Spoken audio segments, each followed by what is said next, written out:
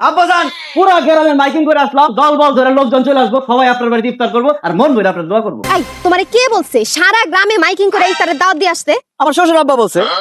আমি তোমারে কখন বলছি দাওয়াত দিয়ে আসতে? কালকে ইফতারের সময় আমি বললাম না আজকে বড় করে ইফতারের আয়োজন করব, তখন তো বললেন ঠিক আছে ঠিক আছে। ওরে আমি বলছি বড় করে ইফতারের আয়োজন করতে, পুরো গ্রামবাসীর দাওয়াত দিতে কই নাই। দাওয়াত ক্যান্সেল করে এখনই মাইকিং করে বলো পুরো দাওয়াত ক্যান্সেল, ইফতারের দাওয়াত নাই। আমি জানতাম যে আপনি কিপটা মানুষ, বাজার করে লোকজনকে খাওয়াবেন না, এই জন্য আমি নিজেই বাজার করে নিয়ে আসছি। কি বললা? তুমি নিজে বাজার করছো? আমি নিজের হাতে সব বাজার করছি। এই কই রে বাজার তুমি আয়, ওই ভিতর নিয়ে রাখ। এই প্রথম জামাই তুই আমার মনের মতো কাজ করছো। বাহ বাহ বাবা, খুব খুশি হয়েছি। আব্বা ফুপুকে তো অনেকদিন দেখি না, ফুপুর ইফতারের দাওয়াত দেই। আসতে কো পুরা ফ্যামিলির সবাই আসতে কো। কই পাইছো টাকা? কই কই পামো আবার? আপনি লাল গরুটা বেচে দিছি। আমার লাল গরু মানে? আপনার লাল গরুটা যেটা বড় হইতেছিল ওটা বেচে দিছি। সর্বনাশ করে আমার কই লাল গরু তো আমি কোরবানির সময় বিক্রি করবো। আমি তো আরে আরে আরে আস্তে আস্তে আস্তে উঠতে দেবেন না, লোকজন আইবো খাইবো, আব্বার লিগে দোয়া করবো, তো না এমনি সুস্থ হয়ে যাবো। এই বাজার দি বাইর করছো।